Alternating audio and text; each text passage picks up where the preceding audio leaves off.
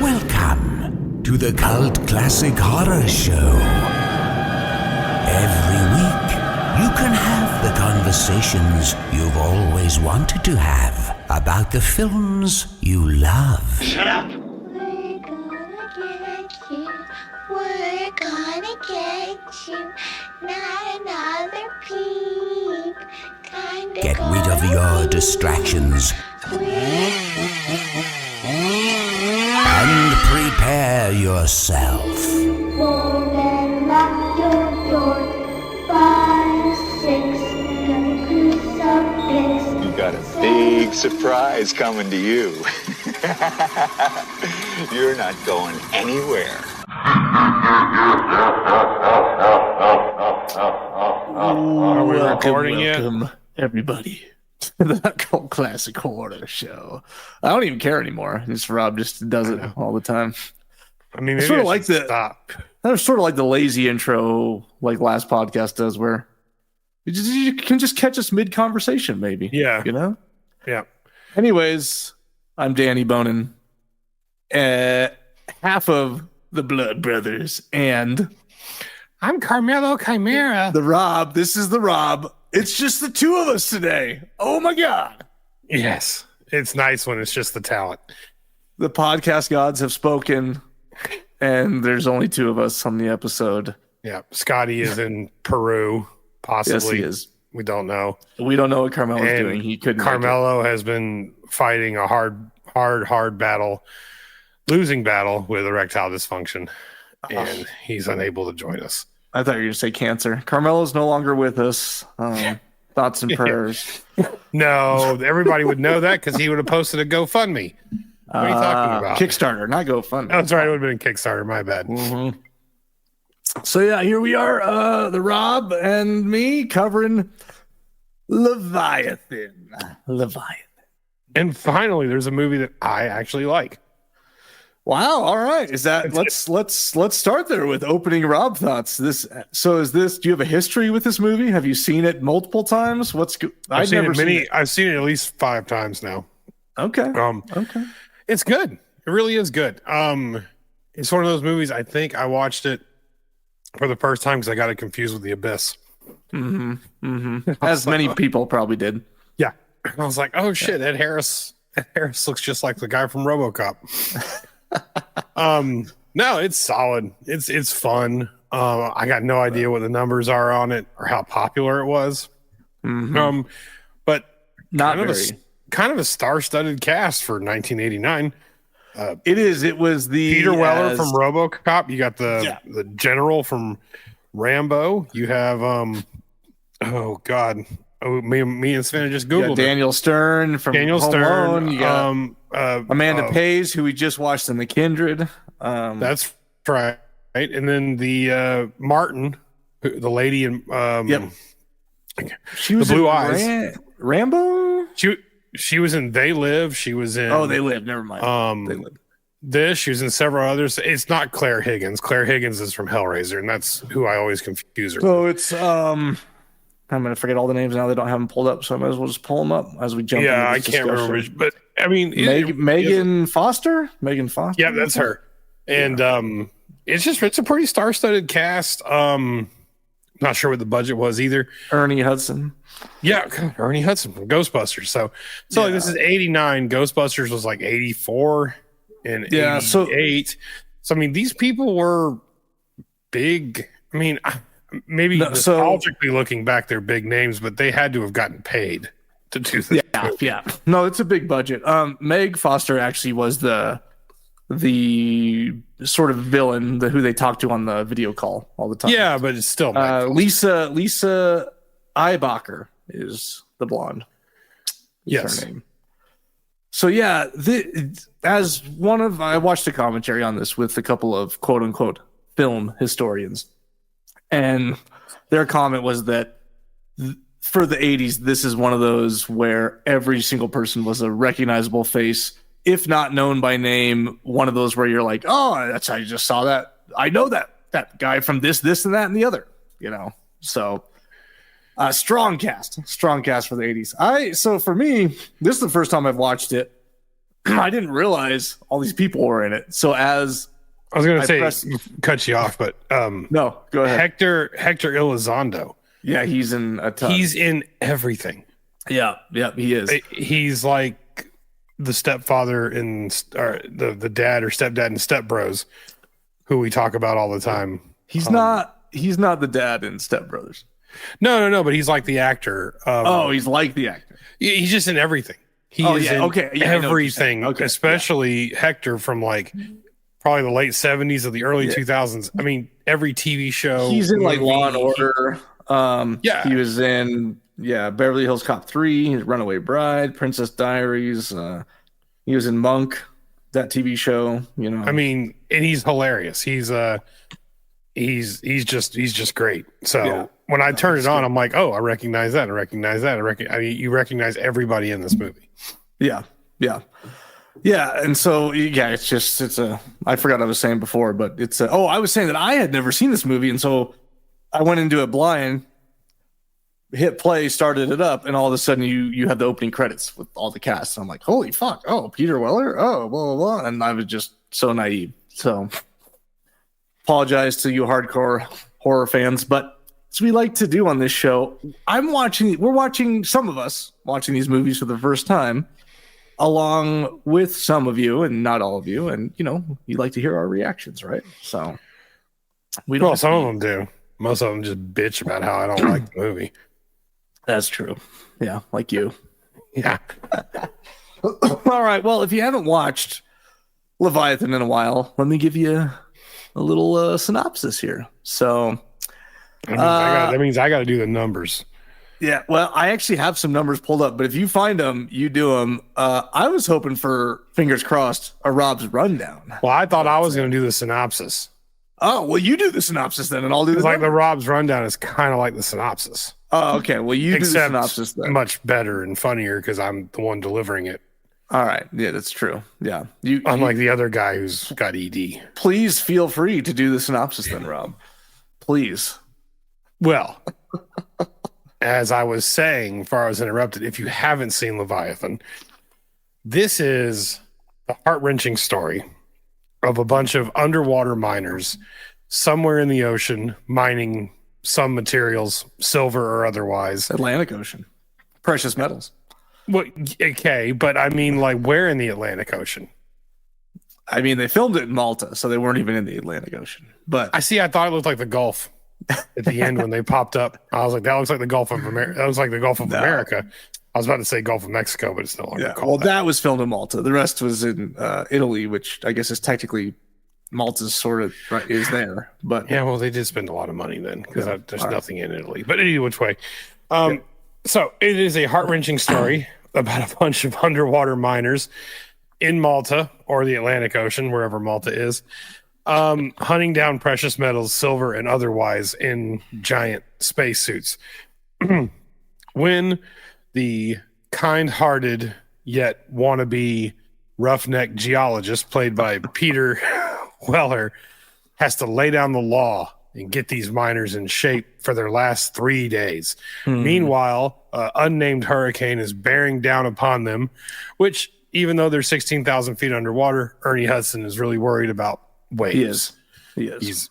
He's like a hypochondriac over waves. Does not like waves.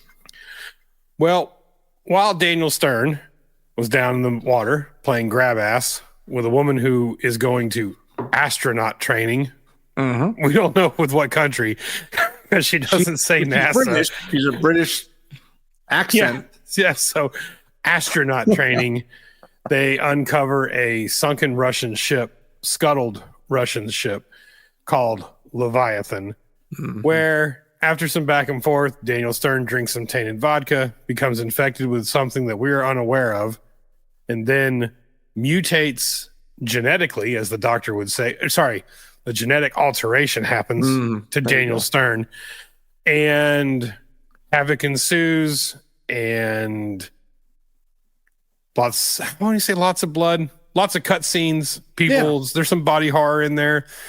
And then poof, they blow everything up. get up to the Gulf of Malta and are rescued in a climactic ending where I believe Ernie Hudson's killed, but I'm not sure. He is killed, yeah, for no reason. Yeah, I mean, it wasn't even like... No good reason. It kind of like swats at him. He was a little upset about that. And then he sinks. But like... Okay, so... He was like, go! I got it, go! Yeah, but then he doesn't go, and then even Peter Weller comes back. It. He doesn't go. He swims back after. And somehow Peter Weller's got a grenade on his life vest or something. But pretty much, we've seen it before. But I'm still going to give it 3 out of 4 stars. Okay. It's good.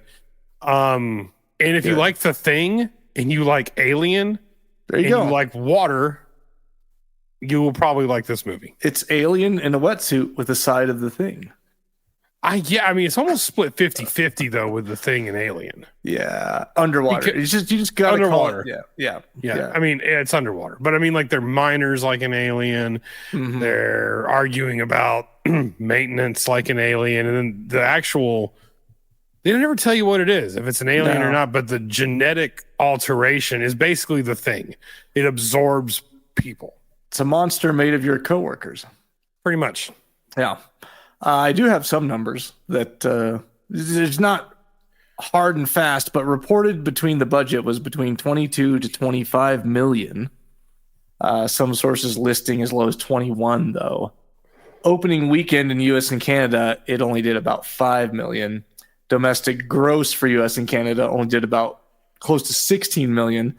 The Italy gross was 3.2 million for a combined U.S.-Italy total of 19 million. So... if you did your math right, it didn't make its budget back in theaters. No. A little bit of a flop. We'll talk about how the financing came together in a minute here. But, yeah, it came right in with 2 other films. The Abyss, which obviously won the motherlode of underwater sci-fi. And that's that's like the king of kings. And this is the budget level in between that and Deep Star 6, which was lower budget than this. That was the other one I was looking for. Yeah. It was Deep Star 6. And I haven't seen that yet. We've been asked to cover it. We probably should still do that. But I've seen it before. I remember it being okay or good. There's another one called The Rift. Yep, The Rift is another I think that's the old. The Rift's like 81. It's older. It's old. Yeah. But no, if you've listened to this show before, me and Danny are big fans of The Abyss. Oh yeah. Love The Abyss. I do. I think they're too. The Abyss is incredible. This had the potential to. I don't know where the $20-something million went, because there's there's cuts in this movie to where it's like they ran out of budget, on certain effects. They're just they're gonna cut the alien or they're gonna do something, and then it just boom. I think it's that the creature didn't turn out on camera as good as they wanted, and then I think the creature probably turned out like ass. And they for instance, it busts through that big door, but we just see it. We just see the hole in the door. We never see any creature that busted through it. You see a side angle of it at one point. Well, there's a shadow too, right? Where it gets Cobb, and the good doctor cuts the tentacle, and you see the shadow, and you can see the alien style head with the exoskeleton, you can see through the jaw. Yeah. You really don't see much of this thing at all. No, you really don't. And I think it's because they just ended up cutting some stuff. So yeah, going back to what you said, Rob, The Abyss, I grew up on it. It was one of those we had on VHS, taped off of TV from the VCR that I would just watch over and over again. We all loved to root for Ed Harris, and we all hated Coffee, played by good old Michael Biehn. And we all know it's of Biehn. Course, I know. That's what you think. That's what he says. I had an hour-long conversation with the man on the phone once. Actually, it was like an hour and a half. But everybody say hi to Savannah on the podcast. She just walked through the office. Hi, Savannah. So yeah, I feel like these movies are pretty different, but also pretty similar. They're both quote unquote sci-fi that take place deep underwater and released at around the same time, and were filmed around the same time. But this is much more of a monster of a creature feature. Whereas The Abyss is basically just straight sci-fi without really any creature effects in the abyss. I mean, you have a couple, I guess, underwater aliens in the abyss, you would call them, but nothing that's. I struggle to call the abyss horror at all in any fashion. And when people have said, "Oh, you guys should cover the abyss," I'm like, they can't see you. You could just walk by. Like Savannah's like literally like fucking crouching tiger, hidden dragoning through the office here. I have the camera to be hidden from the camera, faced against the wall. If you guys watch on YouTube, you can see us in our camera in our video here. No, I've got it framed perfectly on the awesome. The awesome eclectic wall picture that you have there. Like you're saying, like James Cameron's really good at hovering between horror. I can't see you. She's distracting me on the podcast, and I'm already chugged that whole beer, and I've already got the tinkles. I know, and I am once again, as last week, I also have the Stanley Hotel edition of the Woodford Reserve. Because Danny has this overt hatred toward beer. I don't drink beer whatsoever, and I have an overt love for the Stanley Hotel. I want to buy it someday. Stanley Hotel. Did you get the fish? Did you get the fish dip? They don't have the fish dip anymore. What do you mean they don't have the fish dip anymore? They haven't had it since me and you went. They haven't. That's had bullshit. They don't have it. They don't have the fish dip as the appetizer anymore. It's not okay. This is the Cult Classic Travel Channel right now. When you make your pilgrimage as horror fans to the Stanley Hotel, and if you have a best friend, and I say best friend, not in quotes, Danny's my best friend. Who we see each other take twice you a year. there. Yeah, it doesn't matter. We're always connected. Once a year, maybe. Shannon brought me to tears when she said, "Danny is your person," and I said, "I know Shannon." Did she say that? Yeah, she did. We got pictures of me and Danny underneath a wedding altar outside the sandbar on Anna Maria Island. And there's a sunset happening. It was true. Beautiful. Everybody was looking at us and they were like, "Oh my God, how'd that fat bitch pull such a handsome guy?" I don't know, man. They must all thought I was rich. I was slumming it. But no, when you get to the Stanley, which you should go, it is incredible. Every time we go up to Colorado, me and Danny, doesn't matter, we're going to the Stanley. Yeah. The fish spread at the Stanley. It's not smoked fish dip. If it is there is, I live on the beach. Like, it's the best. It's the best. It's the best thing you'll ever have. It's good. And everything else there is very good too. But that trout fish dip is incredible. It is. But they haven't had to there. What dogs do you have now? Now I hear a dog. Oh God. Indy doesn't bark like that. No, that's Little Bits. I've never met. Have I met Little Bits? No, you haven't met Little Bits. She's a bitch. More dogs. Okay. All right. Well, I swear to God, we'll get back to the podcast here. Let's just jump. Let's just dive right in. Dare I say? Yes. All right. So Leviathan's origins lie in the 1980s. The 1980s rush to cash in on an underwater sci-fi horror after Ridley Scott's Alien, of course, 1979, popularized blue-collar crews versus slimy creatures in isolated settings. So you do have that sort of anecdote here of a blue-collar working crew in isolation experiencing this. And the film historians also talked about Alien did a good job of making it futuristic, but they called it used future. So everything was worn out. It was, not shiny and looked like the set was built 2 days ago. And I think they did a decent job of that with this too in Leviathan with Cobb and the art design. The guy's name was something Cobb. I'll have to pull it up, but they did a decent job of the art design, I thought. So this just, Alien, it sparked a sleuth of copycats. So by 1989, studios thought the next big thing was going to be Aliens Under the Sea.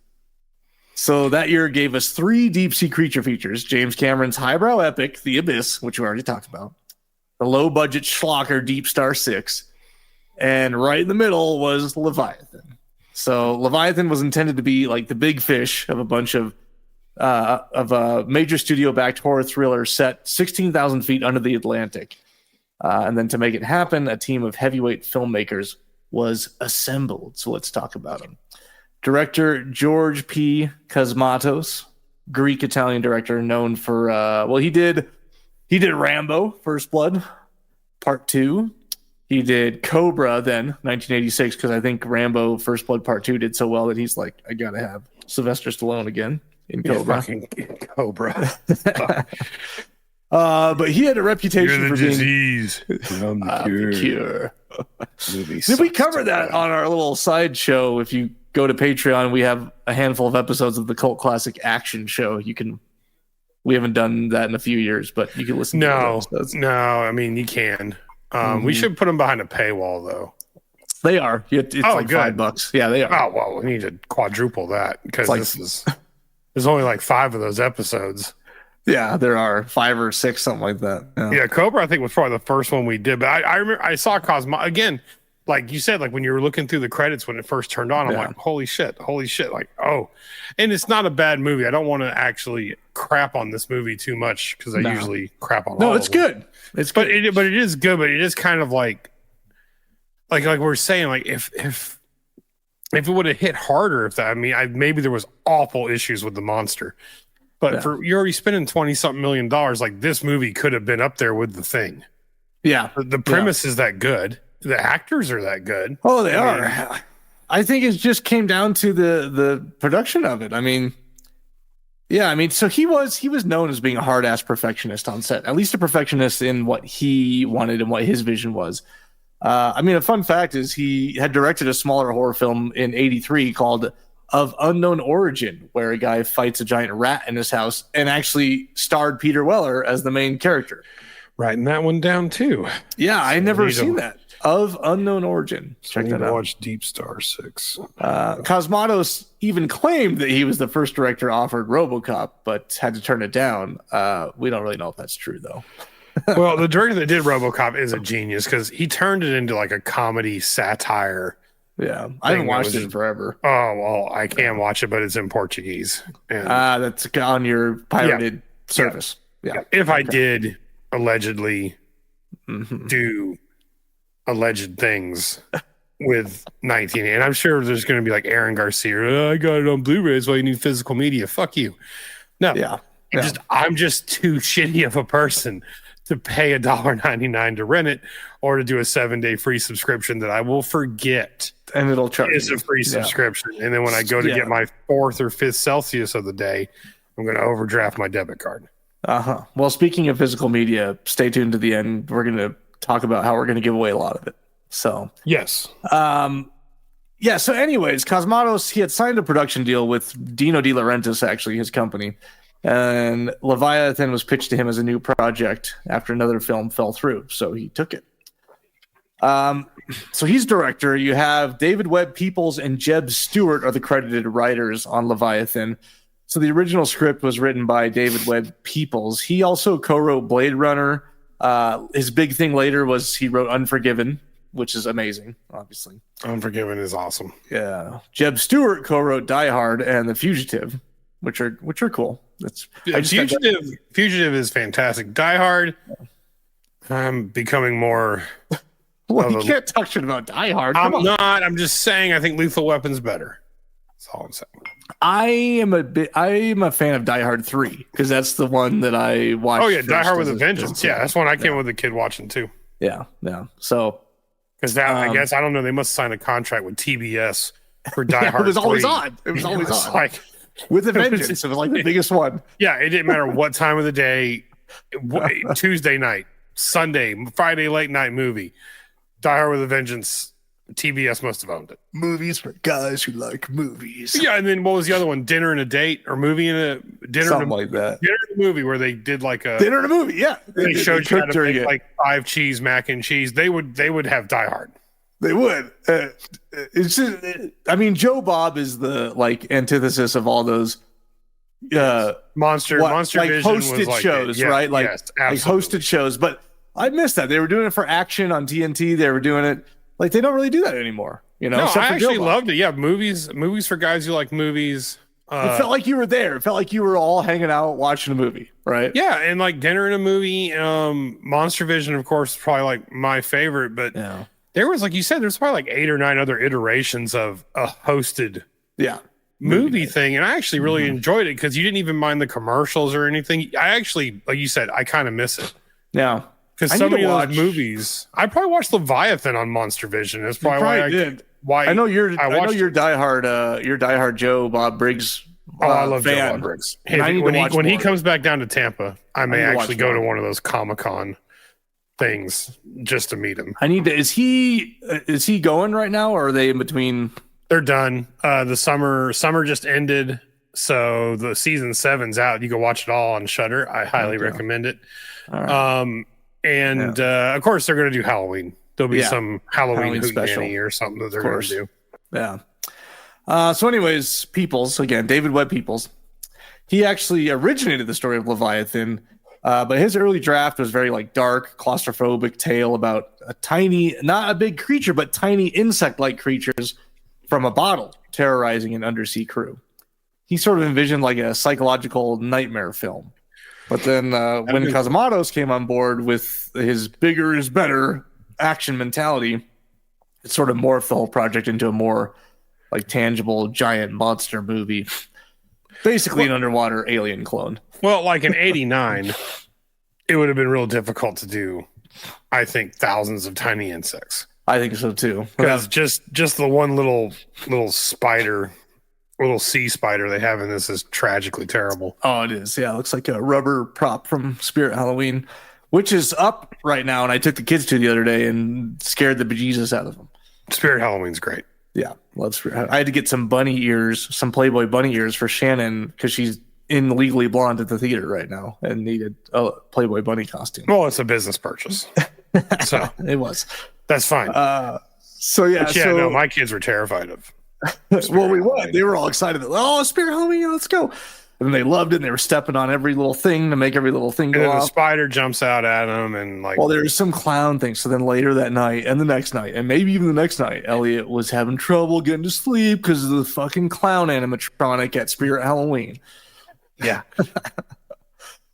It was just a random. It wasn't even one I recognized. It was just a random demon clown. It's weird how the little stuff hooks into your tiny psyche as a child, because like I was absolutely petrified of clowns because I remember walking like down the hallway going past the living room where my mom and my dad were watching It, the 1992 It. I thought you were going to say they were like doing a doggy style. And no, me and my buddy Mike Long walked in on that one like sophomore year of high school.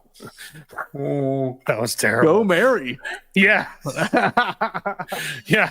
That was anyways, rough. You're watching the only silver lining to that was we were so hammered ass trashed that we would have been in so much trouble except for and they were in the living room like a bunch of fucking animals. Oh Lord. Walked right in the front door. All right. I never had the pleasure of that experience as a child. Well, it's burned into your brain. I'll tell you that much. What part did you see on It that scared you so bad? It was the shower scene where he came up through the drain and was like, hiya, Eddie, and just that little bit. Mm-hmm. Just I don't know what it did, just burned. Oh, dude, I got fucking. I've said it 1,200 times on this podcast. Exorcist ruined me when I peeked it barely when I was like 4 or 5. When my stepdad had it on, not even watching, he was reading the paper and it was on TNT in the background. Yeah, it's just those little things. It's weird. Yeah. Especially nowadays, like with some of the, like, I don't know if I would be terrified of Evil Dead 2013 as much as I was actually really spooked and creeped out by like It or The Exorcist or even, watching the first Evil Dead as a teenager. It's still, there's something about, I think, the grittiness and the graininess and the claymation and it's so off-putting and unpolished. I think that you think you wouldn't be scared, but maybe you would. Maybe you would. My kids, dude, I always think they can handle more than they can, because then we'll watch something like we just watched all the Indiana Joneses, and a part will happen that's not even scary at all, and they're terrified. And I'm like, oh fuck! Like, a good thing I'm not showing them this movie or that movie. I think the real experiment is going to be, we'll get Elliot and see how he can handle Evil Dead 2013. Oh my god, dude! Like, he cannot watch that till he's like fucking 13. I can't wait though, because Like that's like I remember introducing my kids to it slowly, but my kids I think had been a little bit trying to. I mean, there was a couple, but there wasn't a lot. I mean, as much as I talk about it, we held off for a long time. I think that Tooth Fairy movie, Darkness Falls, probably fucked them up Ruined worse them. than anything. But yeah, Evil Dead 2013 didn't happen until they were much older because it's so gruesome. And I'm trying not to have them have that memory like The Exorcist was for me, where I literally, those were my nightmares for the next 10 years after that. Couldn't go into a dark room. No, I don't want to. You ran out of a dark room. like you could feel something grabbing the back of your neck. Oh, dude, or you run up the stairs. I had my parents' house where I grew up had a dingy downstairs and then a landing. Then you get upstairs and you just run up those fucking stairs. Yeah. Oh yeah. Anyway, so I was talking about how David Webb Peoples had the original script for the tiny monsters, but then they changed it to the big monster. He didn't like that. He left the project, and that's when Jeb Stewart was brought in, the second writer, to rework the script to what we know as Leviathan right now. So yeah, it had sort of a changeover, but I'm sure George P. Cosmatos, being the director that he is, was very much in charge of that rewrite and just had Jeb Stewart sort of do whatever. So yeah, Stewart, he delivered on what George wanted: gnarly mutations and jump scares. Although I wouldn't say there's a lot of jump scares. No, there's the cheesy scuba suit where she opens it and the thing kind of pops out. At and her. then there's for the most part, it's pretty toothfish slow. Jump scare one time. Yeah, but it's pretty slow. I mean, I actually kind of like that, because they're changing and there's some body horror in it, but it wasn't really like you said, there wasn't anything really jumping out at you. No. It was lots of tracking shots, point of view of the monster. You kind of knew where the monster was. Yeah. The makeup was kind of I liked it. They were giving away who was changing, like when Cobb is getting sick. So, I mean, they're really, it was, you're locked in. I think most of the horror in this is still very much like Alien, but you're locked in. There's no escaping this, so there's no real reason to have a bunch of pop outs. No.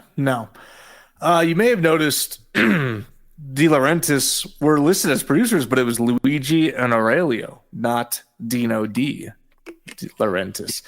So Dino De Laurentiis, as most of everyone listening is probably familiar with, he's the Italian producer behind King Kong in 1976. Army of Darkness he produced.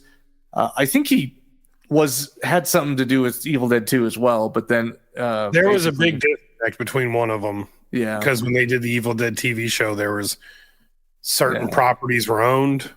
But I think number one is the one they can never fucking get a hold of. I think it's number one that.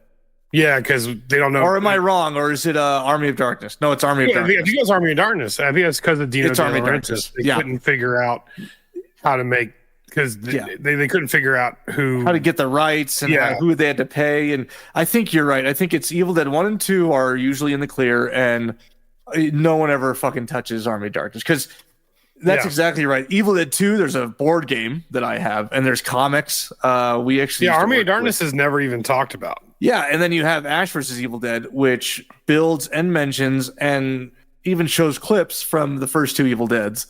Yeah. And nothing is ever mentioned of Army of Darkness. No, nothing, because it's all tied up. It's all fucking tied up. So in 1987, Dino's company, DEG, was in financial trouble and couldn't bankroll Leviathan like it needed.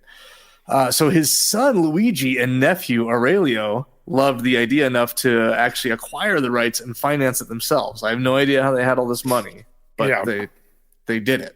So embezzling from their father. Exactly.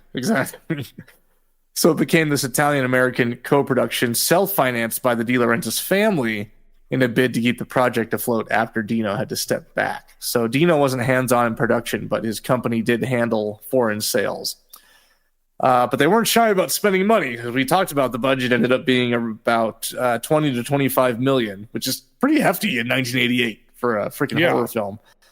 MGM/UA, United Artists, came on board to distribute in the U.S., and they had hopes that it would be this blockbuster. but it didn't really end up that way.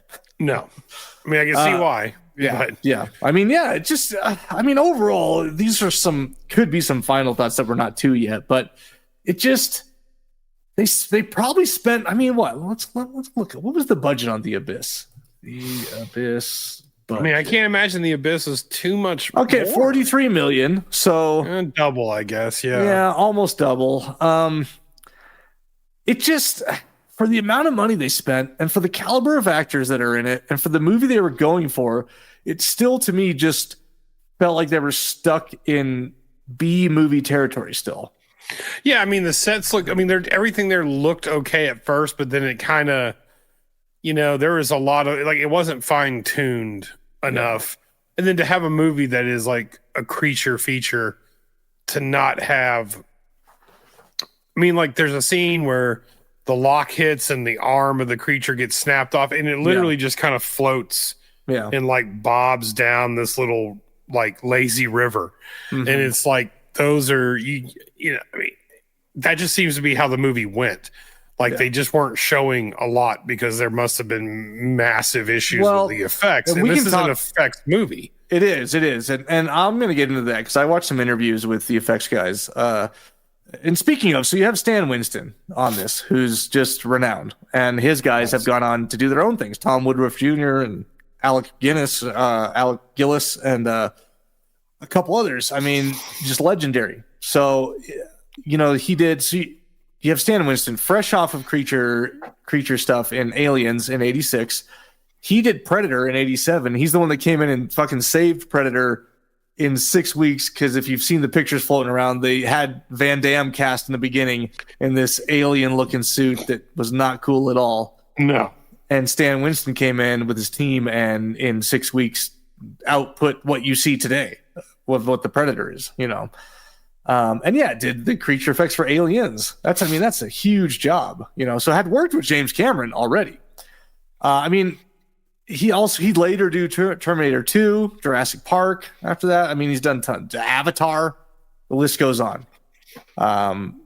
So he had offers to work in all three of 1989's underwater movies. Cameron wanted him for The Abyss. Others approached him for Deep Star 6. So he actually now, if you talk to his guys, I think Stan Winston has passed away now. That's probably why he wasn't on the interviews. Let me probably. Stan Winston, death? Is he? Maybe he's not. Oh, no, he died in 2008. Yep, June 15, 2008. So, 62 years old. Yeah, rest in R.I.P. How Stan old was Winston. he? 62 only. Pretty young. Yeah. So if you talk to his guys, it almost sounded like they had started some pre-production or something on Leviathan. They were maybe brainstorming some ideas. No, you know what it was? This is what it was. Stan Winston wanted to direct the next movie he was a part of. And I think he was focusing on that. And when James Cameron offered The Abyss, he didn't want to give James Cameron half his attention because it's James Cameron, Yeah. But then thought he could do Leviathan maybe at the same time as he was looking into directing his own feature, which I think he did. Winston directed movie. So he did Pumpkinhead in '88. So that was right before this.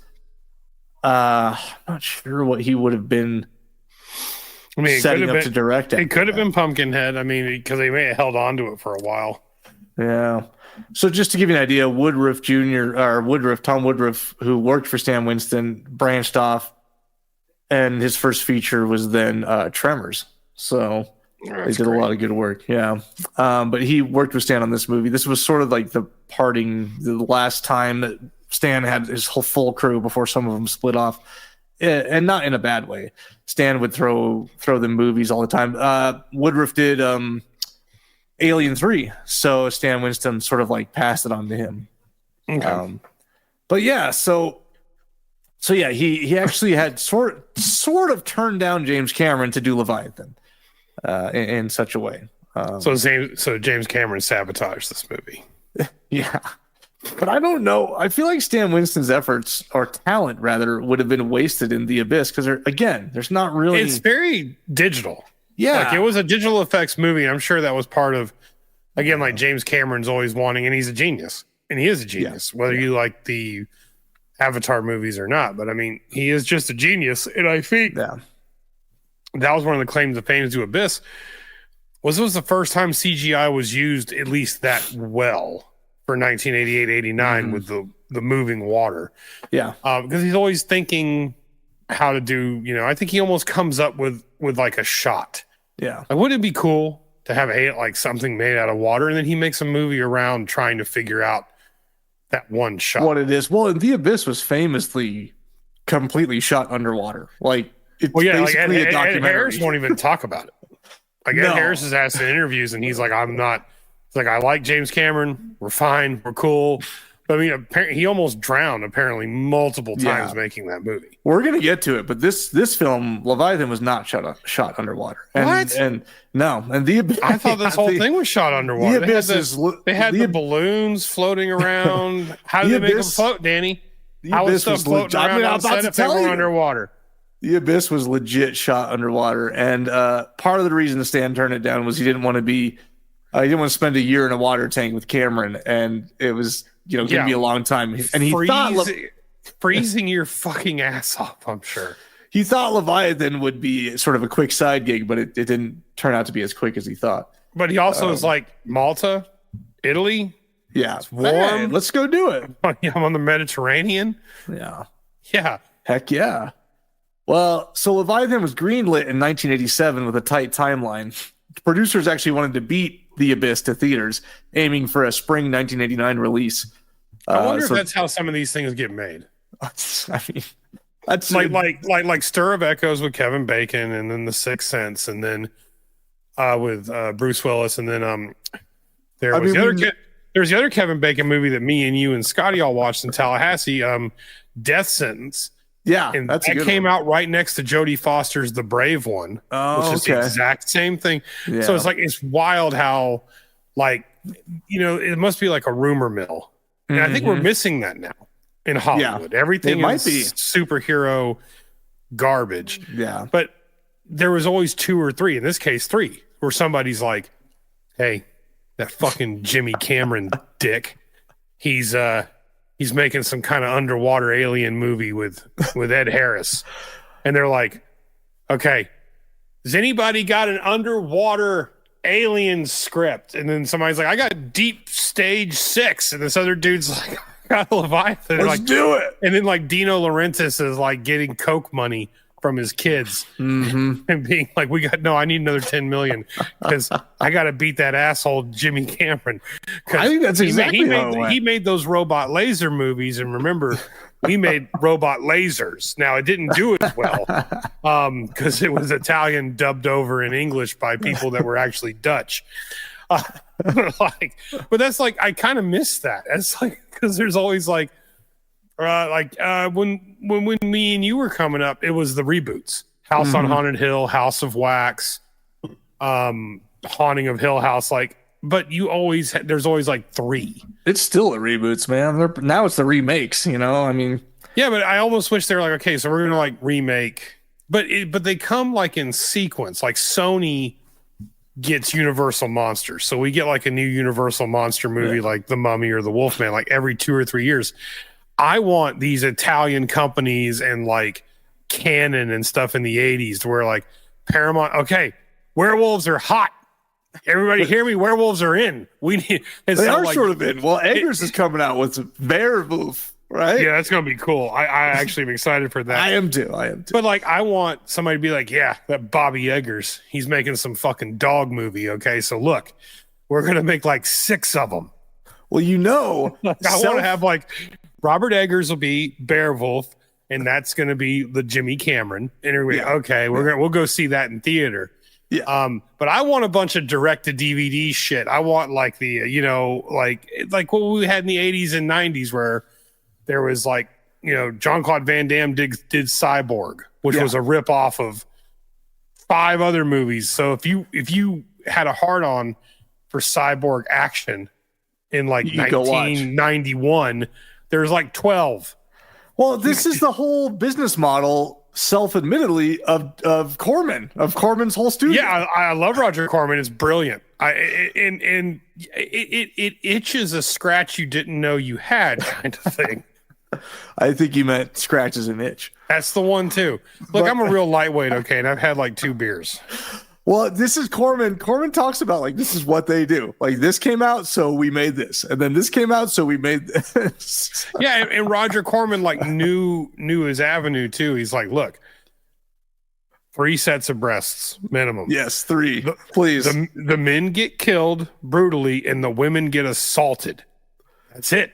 That's all we need. These film historians talked about Galaxy of Terror and how it relates to these films. And James Cameron came up working for Roger Corman. Yeah, well, he worked on Galaxy of Terror. That was a movie he actually worked on. So, and we're getting off course, but that's fine because we don't have the other 2 to put us back on course. And we're the reason. I'm the one that has to put us back usually. Yeah, but see, you don't have backup. I'm just going to run rogue. But that's why I do like Leviathan. Yeah, I do like it. And it's like, I still got a lot of notes, by the way. So yeah, spit it out. But what I was going to say is like on any of the notes or anything, like, was there admittedly like massive failings in the budget or like massive issues with animatronics or the special effects, or did they just not have? There was a tight timeline and some things might have been rushed, but nothing where someone's like, oh, we totally missed the mark on this or that, you know. But doesn't it feel like to you like there's actual scenes missing? It feels like the monster was cut down a little bit. Like, oh, maybe they filmed more, but then they watched it and were like, this is garbage and we can't use it. That's what it feels like to me. Like there were tail ends of scenes that were missing. Now I watched it on Tubi because and you had commercials then, tons of them.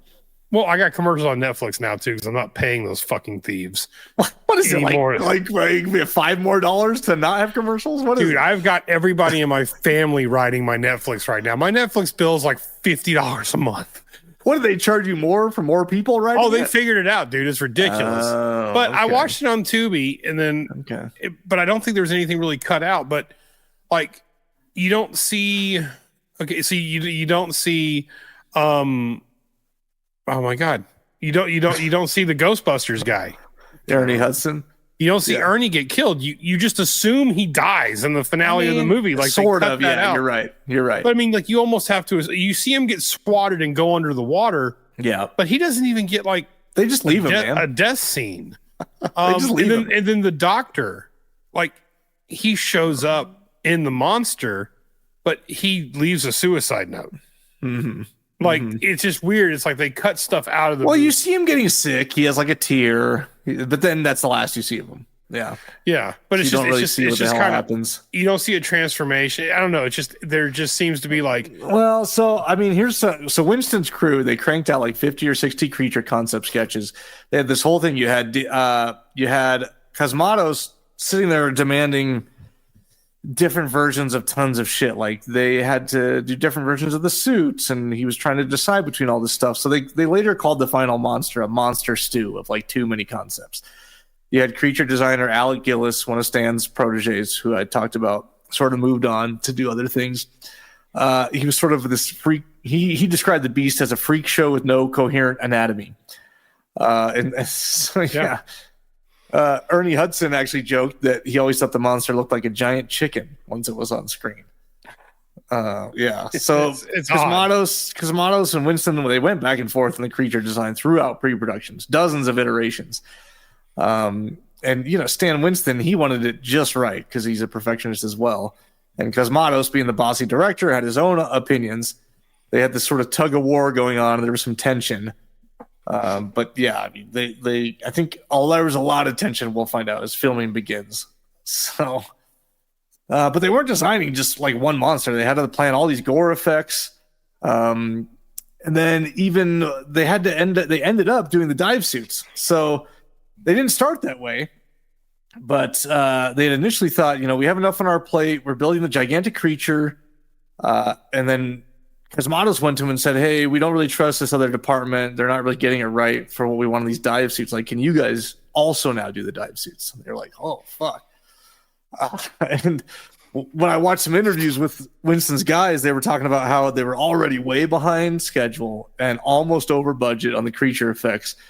But Stan Winston just was like, "Yeah, we'll do it." He sort of liked to save the day, I guess. He liked to come in and save the day, like he did on Predator, you know. And so he'd be like, "No, we got it," and then he would try to explain it to the guys, like, "Hey, well, now that we're doing these, we have a little more time, so we can finish the creature effects, and we have a little more budget." But it made no sense because it was not even enough more time to make any difference or enough budget to really make any difference. But apparently these suits, they were, custom molded from fiberglass and rubber it cost about $30,000 a piece for these suits. So there's some of your budget right there. Yeah, I mean, they weren't even featured that much. No, not really. And they talked about how they had to make them sort of universal. So they had to fit 5'4" Amanda Pays and then 6'5" Daniel Stern, Yeah. And they had to, so they were in there making all these alterations for whoever was in it. It just sounded like a nightmare. One of Winston's guys was talking about how it was like they had all these leg braces, like orthopedic leg braces, like Forrest Gump probably wears, that you would see in there. But then they had to like get rid of the metal joints in them and use bungee cords so that they wouldn't break, and they were stretchy, and they had to be hand redone in Malta once they got there. It just sounded like a total freaking nightmare. So yeah, it was hard to put together. And I mean, they could have just used extras in the suits and then just use the close-up shots of their faces in the helmet. And they shot them all. So I think we're getting to that part. I wanted to just touch real briefly on, we did talk about the cast pretty much already. You got Peter Weller as Stephen Beck, who's the lead, basically. He was hot off of the success of RoboCop. And he had worked with Cosmatos before, as we mentioned, on that killer rat movie called Of Unknown Origin. If you guys want to look that up if you haven't watched it yet. So yeah, we had Peter Weller. You have Richard Crenna as Dr. Thompson, Doc. So Crenna was he was the colonel in Rambo, like you talked about, Rob. Colonel Troutman, Rambo's mentor. But he's been in a ton of shit. He was like known into the older crowd, lots of old stuff. Ernie Hudson, of course, Ghostbusters, also in a lot of things, and very easy to get along with. Daniel Stern as Six Pack, and we all know Daniel Stern. Well, I mean, most of us listening from Home Alone, but he was in Chud and a few other movies too. So we haven't covered that. We covered that one long ago. Cannibalistic Humanoid Underground Dwellers. Yeah, Chud is amazing. Yeah, exactly. But I'm not even sure when the first Home Alone came out. I think that was maybe that was right around the exact same time as this, like 88, 89. I think it must have been because Home Alone Part 2, I think 91 or 92. Home Alone. He may not have demanded as much money, but Ernie Hudson, I assume, got paid. 1990. Home Alone's 1990. I was close. So he wasn't big from that yet. Okay. No. I know he was on Broadway. I know he did a lot of Broadway acting, but I mean, most of these actors in here, I mean, like I said, I'm not sure if because we are remembering back as childhood saying, oh my God, it was Ernie Hudson. Oh my God, it was RoboCop. But I mean, I don't know how much money Peter Weller was worth. I don't know. But looking back at it now, he was the hottest one, I think, at the time. He had to have been, but like he was, did his whole career was in a RoboCop suit. Yeah, but they still weren't Ed Harris at the time. They weren't these. No, it wasn't Ed Harris. It wasn't Michael Biehn. It wasn't. And I don't know that Michael Biehn was anyone at the time yet, really. But he was a good friend of James Cameron's, exactly. And I think James fought. I remember when we did Abyss or we discussed it. They didn't want Michael Biehn, and James Cameron fought his ass off. James Cameron's known for Michael Biehn. He's fought for a few times, and he fought Bill Paxton. He fought for Bill Paxton. He fought for Sam Worthington in Avatar. So he likes the guys that he likes. Yeah, he does. He likes, and then of course, in Abyss, the Ed Harris's lady, whatever Magistroni, whatever her last name is, she was worth a ton of money back then too. Mm-hmm. So. But still 20-something million for this. It's even with it's still it seems like a lot, but then it doesn't seem like a lot when you see the Abyss got 40. It's true. Well, we talked about they filmed this in Rome, Italy, at Cinecittà. Cinecittà? I don't know how you say it. Studios. They had a big water tank there, so it was, real convenient. But then they did the crew traveled to Malta in the Mediterranean to do some of the outdoor stuff at the end. But the majority of underwater scenes in the Leviathan were actually done, quote unquote, dry for wet on a soundstage. So we'll talk about that. Me. Yeah, we'll talk about that in a second here. But initially, they scheduled a 6-day work week to just sort of hustle through. And after just a couple weeks, 3 different Italian film unions said no go and went on strike protesting the 6-day schedule. So the crew demanded a normal 5-day week, and the producers had to give in. And I think they were only on strike for 1 day. But some of the interviews I listened to talked about how the Italian crew really liked to drink copious amounts of wine at lunch breaks every day. Oh, I'm sure. Would offer it to Stan Winston's guys, and they'd be like, we're not supposed to drink while we're working. So, but they might take I think they took a couple here and there. Yeah, I mean, they're European. Yeah, I remember James Cameron said he had issues with Aliens when he was in the UK, that the crews and stuff didn't like him. They didn't like the go. Let's just get this done. And they don't like this American, quote unquote, American film pacing schedule and maybe it's true. Like that we work ourselves to death, and the British take their tea in the middle. The Italians drink wine at lunch. Yeah. But you have Cosmatos here, who's Greek, and he's very demanding. He was like a tyrant on set, trying to get the perfect shot. And he would just do take after take. And I guess there was a few times where him and Daniel Stern just almost got into fighting physically. They're just screaming back and forth at each other, these shouting matches, and got super heated. And again, I think there was some tensions between Stan and Cosmatos. It was just, but then they all talk about him fondly though. Like, oh, he's very volatile, but he wears his heart on his sleeve, and he is just back and forth, admits when he's wrong, shouts to get his way. And so I don't know that they didn't like him because of it. It just was a little I just think it probably was stressful. And then, I think there was also one episode we did on, can't remember what it was. Maybe it was RoboCop or something, or maybe it was a documentary of RoboCop. Couldn't have been RoboCop. But the director of RoboCop, I'm pretty sure English was not his first language. Okay. And, he was yelling and screaming, and the actors couldn't understand what he wanted, really. But he was a perfectionist as well. So I just think that there's just, tensions tensions are running high. And, and an actor like Daniel Stern, I think he's probably a really cool guy, but, he may not, everybody's different, and to an actor, it's still a job. It's not as much fun maybe as we look at it. And I think if somebody's yelling at you and you're like, well, why are we doing this 20 times? Why are we doing this 30 times? Why are we, what the hell does it matter? Like, I'm closing a medicine cabinet, but some director's like, nah, and he's just, I'm sure it happens a lot. It's true. Well, and I think there's some appreciation for it because Shannon, I forgot his last name, one of Stan Winston's guys in an interview was saying that really this was his memory of the last time he's worked with what was the term he used?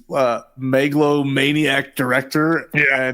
And in an endearing way, though, he's like, they just don't do that anymore. There'll be directors with a bunch of producers over their shoulders, whispering and talking. And this was truly the last time he had experienced a King of Kings director that's just it's his way or no way. He doesn't give a shit. And he sort of liked it. He said he was sort of okay with it, even though it created some tensions and some yelling.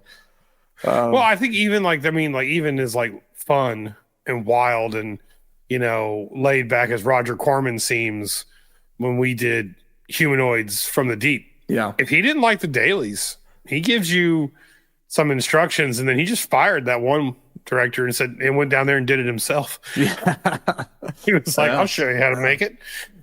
Well, here's how they did dry for wet. So the crew filled the set with smoke or like a fine mist to create a hazy look that gave it a little bit of an underwater look. They used some special blue lighting filters to mimic the bluish color of the deep water. Director of photography Alex Thompson, so who is actually an award-winning DP. He did Excalibur, Alien 3. He's an Academy Award-winning DP, Alex Thompson. So he did extensive tests with the effects team to get the look right. They also like slowed down the camera frame rate so that the movements would appear sluggish, sort of slow-mo. And they actually had to do with the slow-mo, they couldn't see their mouths talking because it's in slow-mo.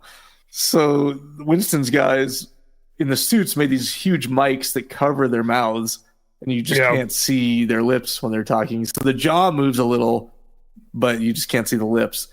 Another thing they did, here's the term. So the hardest part was simulating these little particles floating in the water, which were supposed to be plankton, debris, whatever. Initially, they tried this unorthodox solution where they had two production assistants spend 3 days cutting up tiny pieces of chicken feathers. Then they would drop the feathers like confetti in front of fans, hoping it would drift around, looking like sediment. But it didn't. The feathers kept falling straight down like a straight line, and it wasn't. Hi, Danny. Hey, I love to say hi to Rob's family on the podcast. I'm sorry. I was trying to be a professional. It's all right. We got dogs. We got kids. No worries. What? So they didn't. Yeah. Oh. Instead of feathers. Danny. Oh. Hey. They just So instead of feathers, falling apart. It's just falling apart. I'm coming apart. Yeah, that's what it is. So back to the chicken feathers. Yes, back to the chicken feathers. They didn't use the feathers. So they use this stuff called candelati. So it's I guess it's a small solid chunk of slow burning camping stove fuel. It's like alcohol based. You light it, then you blow it out, and it smolders into fine white flakes. And Italian filmmakers, they would use this for artificial snow in movies. So the flakes are super light. They would float and swirl in the air for minutes before they would completely dissolve. And this looked like the look they wanted, plankton. So that's what they seems like using. A long way to go to get plankton. So none of them walking outside in suits, none of anything underwater almost is underwater, except when they're about to surface. So the suit's floating upward. That was done in a tank. But everything down around the ship and everything, none of it's underwater. It's just all this hazing and candelati, ash, and all this crazy stuff to make it look like, and slow motion to make it look like they're underwater. And I think, I don't know. I think maybe you could tell a little bit. If you were to watch The Abyss side by side with Leviathan, you're like, oh, they filmed The Abyss underwater. For sure. And Harris is over there like, all we had to do was grind up some chicken feathers. Yeah. He almost drowned 5 times. Yeah. I guess it saved money not having to film underwater and prevented having the actors being uncomfortable. So, yes. But I guess the dive suits, speaking of actors being uncomfortable, were just hell to wear. They were like hundreds of, well, I don't know if it was literally hundreds of pounds, but super heavy, minimal mobility, no ventilation. They did have a tiny built-in fan that basically just blew hot air around. Yeah, I mean, they're just sweating their butts off. So the actors would get exhausted quickly, and they would need frequent breaks to avoid passing out. And yeah, if an actor in a suit fell over, they were sort of like a turtle on his back. They took a small team of crew to hoist them upright again. So that was again. I just don't see why we needed the actors actually in them. Yeah. That's where my mind goes to. So yeah, those were not comfortable at all. So then yeah, there were some. I mean, just to speak a little more about it, there were some clashes between Cosmatos and Stan just from day one. They had a huge argument on day one, allegedly over the dive suits. Cosmatos, like, I don't think he complained about their look or the weight, and Stan was defending his work, and the voices were raised, doors slammed, and they just had this huge scene on day one to set the tone. But Stan Winston was allowed to direct the second unit photography for the creature sequences, at least. That's what they compromised on. And so whenever there's a scene focused on just the monster effects, close-ups, tentacles, whatever, Stan and his team would handle basically shooting those in their entirety without Cosmatos being there looking over their shoulder. And it was smart because they knew how to do it, and they knew what angles they wanted. If I remember actually when we did She Walks the Woods, and I don't know if it was a good idea because now after doing it, I think maybe we would have had just as much sense. But the effects people were like, can we like direct a couple of these shots because we want to make sure that the camera catches exactly what we need, you know? And yeah, but maybe that does end up working out sometimes. But yeah, it was they weren't thrilled with how the monster showed up in the final cut. It was never truly a good looking monster, and honestly, like when I watched it the first time, and then I went back and watched it with commentary, it's not a memorable monster. I was trying to think in my head. I can't even think of it. Like, what does it look like? I just watched it today. Yeah, and you're probably already like, what did it look like? I can't really place. Dude, that's because it had kind of an alien head. Well, the kind of like slope, but like I think there was a tail. I'm not sure. Yeah. Well, if there was a tail. It was multicolored. It was like orange and green. Yeah, I think. But yeah, I couldn't tell you anything about it. Well, what is confusing is that it takes forms, which is fine. It builds itself up, right? So first it's like a little eel or something. Yeah. And then it's a bigger eel that's on De Jesus's body that jumps out of the cabinet on him. And then it keeps morphing to, what do you see next? You see like tentacles. Then you see this mesh up of, this is like where the thing creature comes from. You see a couple faces in it. You see this mesh of just flesh. And then like some of the faces even talk. So there's like, but like the actual creature itself, I couldn't tell you. You don't really see it until there's like two times when Peter Weller's descending the hydraulic lift into the ocean. It's, I don't know. You think its face or something gets cut off because there's a lot of blood and it squirts on Peter Weller's suit, and you just see this big jaw with teeth and everything. And then you finally see it, probably the best, when it pops out of the water at the end. And it's just this creature with arms and tentacles and like a large toothed mouth, jaw type thing. Like again, even at the end, I kind of remember the head. Yeah. But like you don't really get a true reveal of it. You really don't. No. But yeah, it's not memorable. I mean, like there's scenes that are memorable, like the actors and some of the transformations that they had and things like that. But again, like so much of it kind of is cut and bounced around and, goes from scene to scene to scene that you don't really like get even like a big aha. Yeah. It's even when you get to see it for the first time, it's still so quick and erratic that you still don't really know what you're looking at. I honestly, man, think it's because, and then no one said this out loud, but they had to do a film more, and they had to be like, nah, that looks like shit. They had to have. I mean, they played with the shadows and stuff, but I think certain scenes were shot and they couldn't get around it. And then, like you said, that's my microphone. Stop that. That's.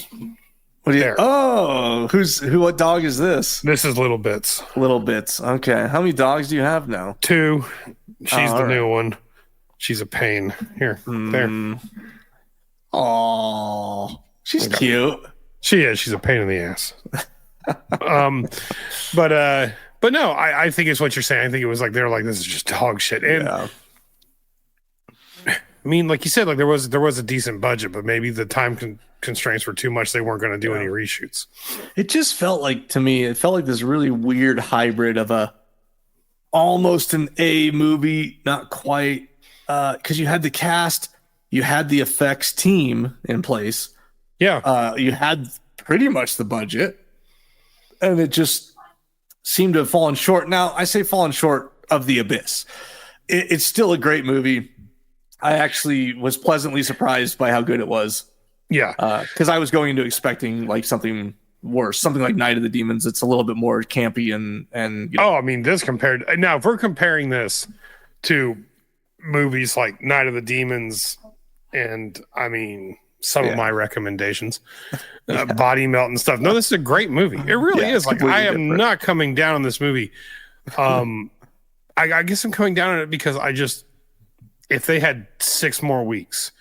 Like if there was just something else to it, and I think it's almost like what Netflix does. You'll get a Netflix movie, it's like, man, it's a loaded cast, all these things, but it obviously was a movie produced outside of Netflix, and they came in to clean it up and launch it. And there's you could feel like, oh, here's the time crunch. The movie goes a slow burn, and then boom, boom, boom, boom, boom, and you get to the end, and you're like, what did I just watch? Like, if this leaves you like that, it's like there's a monster, but I can't really remember what it looks like. And there's this scene, and did that happen in that scene? Like, the climax isn't super memorable, you know? No, they shoot a flare. The helicopter doesn't see the first one, and they're all safe. And the whole ending climax is very much like from the ship to the surface is very much like, you almost got to rewind it. You're like, what? Yeah, how did that happen so fast? How did they get to the suits and then up to the honestly, ship? When I rewatched it with commentary, literally, I watched it today with commentary. I watched it 2 nights ago, just watching it. And as I was getting towards the end of the movie today, I'm like, I don't even fucking remember what happened. Like, what? No. Okay, so she is also he's there. It's got him. He uses the saw to get away, the doors. What the heck? I don't barely remember any of this. No. And then they pop up, and there's no hurricane. Yeah, there's no storm. They were been lied to.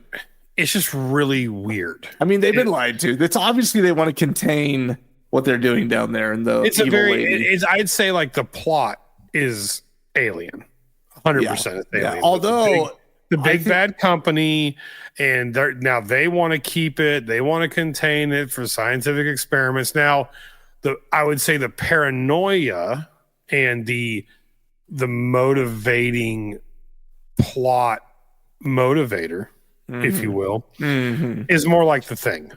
Something's out there. It's biological. It's morphing. So, and I'm not even hating on it for taking those ideas, because they're great ideas to steal. They're fantastic. I just like the last third of the movie, which should be the most memorable, you really don't have any clue what's happening. It just happens so fast. The doctor goes missing. Yeah. Cobb gets murked. We don't see any of it happen. Yeah. And really, if they're leaning into the company wants to leave them down there for dead and cover it up, which they did because they put out this report saying, "Oh, we've lost all these miners." You would think when they popped out of the water and went to the ship, they'd be killing them. You know what I mean? Oh, they just wouldn't be looking for them. Yeah, they just like, cool, we're good. Yeah, we're not sending a helicopter out there. Yeah, but I mean, in those little plot holes, I'm okay with. I'm most disappointed with the fact that we didn't get. I'm almost certain, even though they won't admit it, or they don't remember, or they don't know, but there had to have been hours of cut footage that, like you said, they looked at, and they're like, "Oh my god!" Out of all these hours of footage, we thought we'd have, back in the day, especially with film, but okay, so we shot 6 hours to maybe get 20 minutes of editable, usable. And they looked at it and they're like, dude, we don't have 5 minutes. Like it's not working, man. Like, this is awful, And I think from there, that's when they're like, okay, we just need more chaos. We're going to run from this part of the ship to this part of the ship. And then they keep threatening the implosion, but obviously it wasn't in the budget to do too much massive structural effects of things. So the last third is just chaos. And then all of a sudden, like you said, you're like, how do they get what? They're at the surface? Yeah. Like how did they get to the surface again? Stan's guy that was actually in the creature suit. Well, actually, Tom Woodruff. He was the one in the suit. He talked about how it was the worst, the most uncomfortable suit he's ever been in. It sort of made him hunch over. It was tall. Had this thing on his back. He sort of had a backpack that strapped him in. But he said he was so immobile in that they realized that he couldn't be the creature at all. He couldn't move. He could just flail his arms around, and that was it. Yeah. And so the creature as a whole was very immobile. It was like, oh, we have to shoot it, and it's standing still over here, and then all of a sudden we have to cut over to this angle, and he's moved now. So there wasn't a whole lot. I think they thought maybe they would be moving around more than they actually were. So it's. But I still say it is a cult classic. No, it's good. I'm glad we covered. I'm glad I watched it, and it was good. It was good. So, but that's all my notes on it. I give it a. What'd you give it? 4 out of 5. I'm gonna give it a. I said 4 out of 5, but I give it that. I mean, like it's a 3 out of 4, 4 out of 5. It is. I give it that. It is a good. It's a good time movie. I give it that. If it was. There's things that I would change about it, obviously, but watch. It's fun. It is a 80s sci-fi horror movie at the absolute peak and pinnacle of 80s sci-fi horror. Yeah. So it's great. Cast is great. There's not much you take really away from a lot of their choices. Casting was great. Peter Weller was great in this. He's just weird enough. He's just kind of nerdy enough. All the other supporting actors were great. The set was good. The premise was good. It's just they obviously had issues with the monster. Yeah. And instead of, I guess you kind of have to applaud him a little bit, because instead of just saying let's scrap it and let's just play with the idea of there's just something in the shadows, they at least showed you as much of it as I think they were comfortable showing. Yeah. No, I agree. I liked it too. 4 out of 5. Yeah. Pleasantly surprised with my expectations going in. So it's actually kind of like it'll get you in the mood to watch other ones like Deep Star 6. And I'd like to go watch that now. Yeah. And I want to watch The Rift. I want to watch Deep Star 6. I'll definitely watch The Abyss again. So again, it's like kind of like we were talking about earlier, but I miss that. I miss having these chunks of like themed similar movies that movies like that. I think that's how we got Michael Myers inspired Jason, which inspired Freddy Krueger, which inspired all these other ones. So we've kind of gone away from that. So it's kind of, this movie will get you in like where like Trick or Treat or Halloween gets you in the the fall vibes. Like this movie gets you in like the sci-fi fun action horror vibes, makes you want to just go on and look at the recommendations and say, yep, I want to watch The Rift. Yep, I want to watch Galaxy of Terror. And it's just fun. It's fun. You just go. Absolutely. It's a good time. Yeah. Well, cool. That wraps us up for Leviathan. Before we move on to what did you watch? Rob and I were talking before the show. And starting me and Danny have taken over. It's just we're taking over. We're making executive decisions. Yes. Starting next episode, as long as the next one isn't a live stream, I don't think it will be, but we're gonna bring back the horror halftime. If you have listened to older episodes, because I don't think we've done it for probably 2 years at least, a long time, maybe 3 years. We used to do the horror halftime where halfway about through the episode, we would give away free shit to whoever had the best meme pertaining to one of our episodes. And we're going to bring that back. So next week, so you guys get together your memes. And what was it before? It had to be a meme from the movie we covered that week, like this. Like I think it was pretty much like we wanted to see. I mean, you can make a meme about anything, but it needs to be a meme that pertains, like a combo meme that pertains to the podcast and the movie. Like some of the best memes out there would be, most of the ones I do are incredible.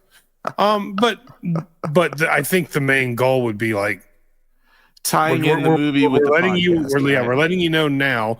So we want to see memes about this episode and Leviathan. Those are the memes that we want to see for the horror halftime, and then so on and so forth, because we want you to listen to the podcast in actual time. And we've already seen all the Freddy Krueger and Jason and Friday the 13th and Exorcist and everything else. So try to keep it topical. Yeah. So the goal would be, next episode that we do, we will, so between now and then, your task, should you choose to accept it, if you want some free shit. If you want free shit, is to make a meme about preferably Leviathan, or it could be Night of the Demons, because we just covered that recent episode, and post it.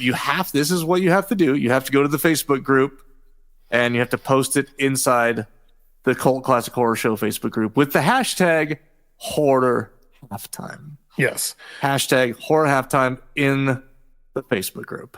Okay. I don't care. You might not ever go on Facebook, but you're going to have to go on there at least once. It is so hard for us to keep track of Instagram and everything else like that. Just put it in the Facebook group. Put it in the Facebook group. Use the hashtag Horror Halftime, where we're trying to spark up the community in that group again. There's been some spam in there and a lot of irrelevant chatter. We're trying to spark it back up again. So do that. We pick our favorite meme every week, and then we announce the winner during the Horror Halftime, and then we tell that winner what they're going to win, and then we instruct them to shoot us a message so they can collect their winnings. Now, what we've historically given away is apparel, T-shirts, stickers, things that have the podcast logo. If you go to cultclassichorror.com, you can see that we have a lot of recurring joke designs, and then just also our normal podcast logo and the stuff. Pizza Hut shirt. Yeah. So we'll be sending those out, but we'll also now, an added addition is, I'm not really a physical media collector. Yet you have a giant collection. Yes, but because of this podcast, I now pretty much own every movie we cover on some kind of special edition UHD, Blu-ray, 4K, because I always get one that has the most special features on it as possible. Yep. I got my eye on that street trash. So I am going to start giving those away as well as part of the prizes. I don't know. You don't really get to choose which one you get, but maybe depending on if you message us, I might ask you, hey, do you already have this one? If you already have this one, maybe I won't send it to you, or maybe I'll send you a T-shirt. But I don't really I got the New York Ripper on 4K fucking Blu-ray. I got Street Trash on Blu-ray. I don't really need these things. So if you guys win, you could get I might keep Leviathan, but you could get the 4K, of Body Melt, and I'll send it to you in the mail for being the winner, and I'll send a Cult Classic Horror sticker along with it. There you go. We really get low. I've got like a bunch of old pairs of Sperry's. I'll autograph them, send them to you. But T-shirts, other apparel, Blu-rays, we're going to be giving it all away. So all you have to do between now and next episode, post a meme in the group, hashtag Horror Halftime, make it have to do with our latest episodes that we've been covering. And if you can tie it into the podcast and any jokes we have going on, then even more points. And I'm just going to put it out there. If y'all fan my ego, you're probably going to win. So, superimposing my face over Peter Weller, something like that. Yeah. It's always good. It's always good. There's no excuse. It's so easy these days with technology. Yeah. Yeah. I mean, you got ChatGPT out there. Yeah. So that's starting next week. I don't know what we're covering yet next time, but we have talked about, and I bet this is what we'll do next episode. There's a lot of episodes early on where it was just Scotty and I, when this podcast was in its infancy, where we just straight up covered like all the high profile classics right out the gate. And so we've never really covered them as a complete podcast. We need to go back. Like the first 30 episodes or more. The first 100 episodes we could probably revisit with our setup. I came on for Friday the 13th as just a guest, and then would come on very seldomly. Yeah. But it would be nice to do some revisits. Yeah, so we might start revisiting some of the classics that deserve another, just your run of the mill, like the whole Friday the 13th series and all the Freddy movies again. And not to say we're going to do them all in series again, but we'll just hit one every now and then and revisit it as with the podcast that we are now, as opposed to Scotty and I fucking jerking off 10 years ago. Halloween 3. I could go back and rewatch Hellraiser Hellworld.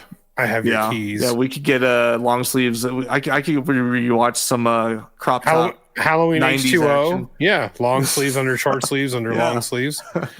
But no, it would be nice to do some revisits. And also because, I mean, there's only just so much. Yeah, I mean, there's still plenty more we haven't covered, but we want to sneak in an old one every now and then. But it would be nice to sneak in like a big one. You know, it'd be nice to cover Halloween again. It would be nice to cover certain other ones again that, you know, it's always worth. We all still revisit them. Yeah. Every year anyway for the season. But, you know, it would be nice to mix those in with some more of the random, insane, weird shit. Like, I wouldn't mind doing like some of the old the old Bava films, like Bloody Sabbath, and but we'll do one. Rob, but it'd be nice to do some big ones. Well, I've kind of covered the worst of them because I want to get my normal ones in too. We gotta do like the Descent and some of these a little bit newer, but turning into classics. The Descent would be good. I wouldn't mind doing the Descent. They're showing that, and I just saw an article somewhere where they're showing that in theaters for its 20th anniversary or something. I think they're doing it. I think it's like its 20th or 15th anniversary, something like that. And see, like the Descent is part of it too. Like the Descent's part of like back in the day when they would drop. Because there was the Descent. Because you had the ruins and the Descent. Yeah, the ruin, the Descent, and the cave. Yeah. The cave. Yeah, the cave, yep. And the cavern. You had the cavern, the cave, and the Descent in ruins. Like all came out within like a year. Yep. So I wouldn't mind doing those. And that's like an absolute like, that's such a phobia of mine. It is. Oh, it is. Claustrophobic. You always send me the fucking Yeah, I shit. do because my algorithm's screwed. My algorithm is designed to... My algorithm's designed to give me anxiety. Well, speaking of what we've been watching, what did you watch? Now, we just recorded the last episode 1 week ago. Now, they're releasing a couple weeks apart, but so I don't know how much you got to watch in the last week, Rob. I was telling you that I watched the first 2 episodes of Alien Earth, which I'm pleasantly surprised with. I do like it so far, so I recommend that you watch it and you check it out. Yep, I want to binge it, so I can't not watch anything Alien, so that'll happen. I watched... I watched that Netflix documentary, Wrong Number, about that girl that got those insane text messages for like 2 years. The FBI got involved. You and Shannon should watch that. It's not my typical, it's not murder, but it's about this girl, I think in Utah or Montana. And one day she just got this text message from an unknown. It's most vile, disgusting, like high school girl drama stuff. Like, but they went on for 2 years, and the FBI ends up getting involved to track down who's sending these stalker texts. It's funny and cringy and wild, but it's on Netflix. I highly recommend watching it. You and Shannon need to watch it because it's safe. Like, I know Shannon doesn't like horror-y stuff, but like the twist, it's insane. I'll check it out. And then I rewatched The Witch. It's getting you were just saying that. The weather's getting cooler. It's growing on you. And that movie hits the spot. When I first saw it, I was really upset. But then that's what everyone says. That's how I felt too. But then it grew on me after that. I love it. I love the timepiece. I love how I don't like everything that Eggers does, but I really, really like how he puts you in the world. Yeah. Whether you like it or don't, you're like in 1600s. You're in wherever. I really, really like it. So, other than that, though, it's just been, I watched that and a couple of documentaries, but nothing. Yeah. I'm going to watch Weapons this weekend. Yeah, you got to. It's so good. Everybody loves it. I said I watched Sinners. I don't understand the hype on Sinners. Yeah, we talked about that. It was okay. It was good. It was good. But everybody seems to be saying that Weapons is like insanely good. So it was good. Now don't let it like make you think it's shitty now when you go watch it. Don't get your expectations too high. But it's good. And I think Sinners was good. I just didn't understand the Sinners was from Dusk Till Dawn in the 1920s. Yeah. Still awesome because Dusk Till Dawn is awesome. So, but I'm excited to see Weapons whenever I get. I did watch 1/2 episode when I was killing time of Creepshow because I still haven't watched all the Creepshows yet. You need to watch them all because R.I.P. I know now it's not doing anymore. I'm not even that far. I'm like in season 2 or 3. It was the one with Ethan Embry playing a anarchist dad who buries the mom in the garden. Yeah, it's a good one. Then the kid keeps feeding the dead mom garden plants. Yep. The dad and the accomplice, and and I truly loved it because it's like Tales from the Crypt, and I love Tales from the Crypt. But I understand why Nicotero, he ended up putting a ton of his own money into it because for some reason Shudder and AMC just pretend like they're broke, and yet they continue to make Walking Dead spinoffs that nobody's interested in watching. Yeah. But no, it had a great run. You could probably rewatch it multiple times, but yeah, anybody out there, if you haven't seen Creepshow, just get your 7. I mean, even if you don't keep Shudder, just get it. Watch Creepshow. It's insanely good. Nicotero's a genius. Yeah, and most of these are directed by him. He's over the whole show. He took it over. It's awesome. Yeah, and they got all these cameos too. It's cool. Oh, the actors in the cameos are fantastic. Like, oh my God, there's like David Arquette is in some. I mean, the stories are all very, Creepshow. He stuck to what it's supposed to be. They always have like a little lesson to be learned at the end. There's always like a wink at the end. Always, I like it so much. Well, cool. I think that covers it. Yeah, here we are. Another 1.5 hour episode like last time. Jeez. Yep. So hopefully you guys killing it. Yeah, enjoy the longer ones because that's been the last 2 here. So Horror Halftime coming back. Get your memes in. # Horror Halftime. Post in the Facebook group, the Cult Classic Horror Show. Ask to join if you haven't yet. It's private. Trying to get the spams out of there. Other than that, shameless self-promotion. As of the day of recording this, Poolside at the Flamingo dropped a new track today. Me and Scotty's band. So check it out. Poolside at the Flamingo. Throne Crusher is the name of the track. We're going to be doing a little tour in November up Pacific Northwest. So if you're up there, come say hi. We'll chill with you. Just come to Florida. Yeah, we will. We're talking about next year about possibly touring with doing a little run with a band who's actually from Florida. So that's where the real metal scene is, Florida. I mean, I don't know. But you just don't want to play in our heat and humidity. That's all it is. Go there at the right time. And then Danny's always worried about fucking bugs. Dude, the bugs get me down there. I don't even without prejudice. They just get me. And it's just me. I come to Florida. They all know I'm there. He's sending me pictures from the airport. Like, look at my legs.